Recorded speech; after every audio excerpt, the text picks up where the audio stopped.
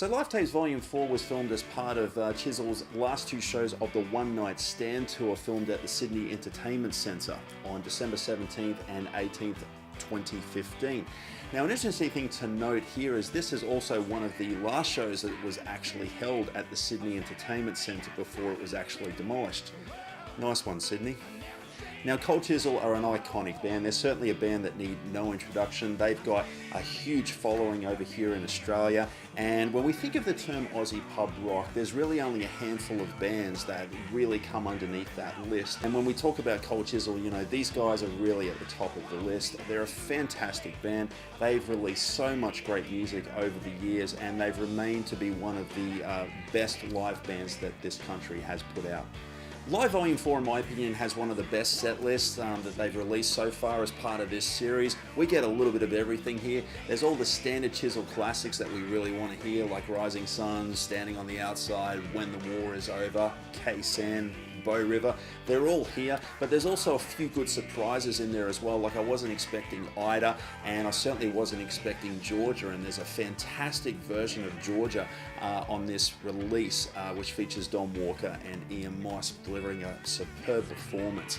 So when you balance that with some of the newer songs, like All For You, or a few choice cuts from Perfect Crime, you got a really good balance. And at 32 tracks, I don't think anybody is going to be disappointed with the selection. Cold Chisel are a fantastic live band and always will be, and I think that this release definitely showcases that side of them.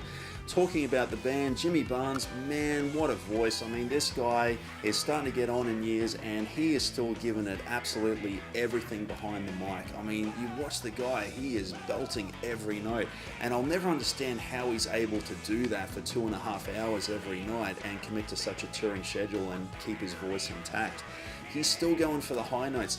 There is definitely a rougher edge to his voice in this particular release, but it's definitely balanced out by some of the softer songs in Chisel's set, and he complements really well with Ian Moss. That's something that I've always found really cool, is that Ian Moss's clean vocal delivery on songs like My Baby, for example, really complement well. Ian Moss is easily one of Australia's best guitarists, and he really cements that title by a fantastic lead break during One Long Day. The band have had a couple of tours now with newcomer behind the Skins Charlie Drayton, who really isn't so new anymore. He's been with the group for a few years now, and the band is starting to sound very energetic with him. The band are definitely sounding tighter. You can tell that they've had a few years playing music together, and everything's really starting to pop now, and there's some fantastic performances on here. What I love is that these guys are really not afraid to jam. You know, if we talk about the intro to Forever Now, these guys just sort of do an extended intro, and it's really cool to hear that stuff as a musician. The show is definitely a stripped down, old school approach, which I think really works well for these guys. Not much in the way of visual aids, it's just the guys on stage playing, having a great time, and delivering some raw energy. The audio was mixed by Kevin the Caveman Shirley, who has produced some great live albums throughout his career, and this one is also a pretty good job. The drum kit sounds fantastic.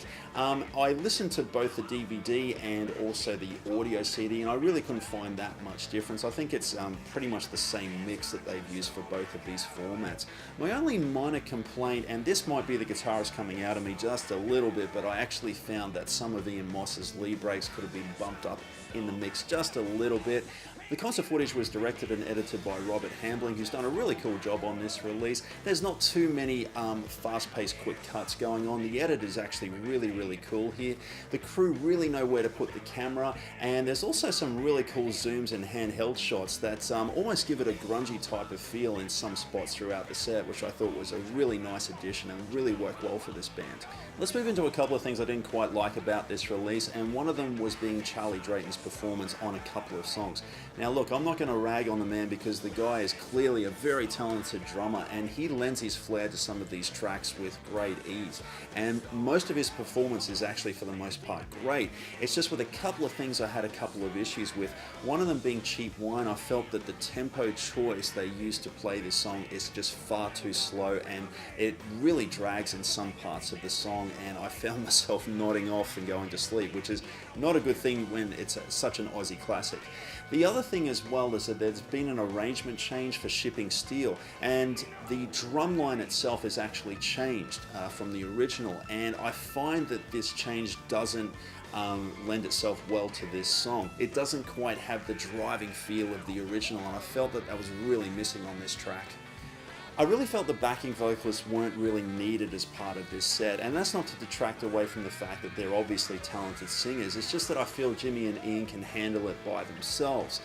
In a song like Merry Go Round, I feel that they're really overshadowed by what the backing vocalists are doing there. And there's also some really strange arrangements going on, like the second half of Flame Trees that lends itself to an ooh la la line, and there's a close-up as well during the DVD footage of it, and it's just really off-putting.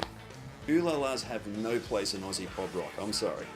But apart from those minor nitpicks, guys, Cold Chisel Live Volume 4 is a pretty solid release. I definitely recommend it if you're a hardcore Cold Chisel fan. You'll find a lot here to enjoy.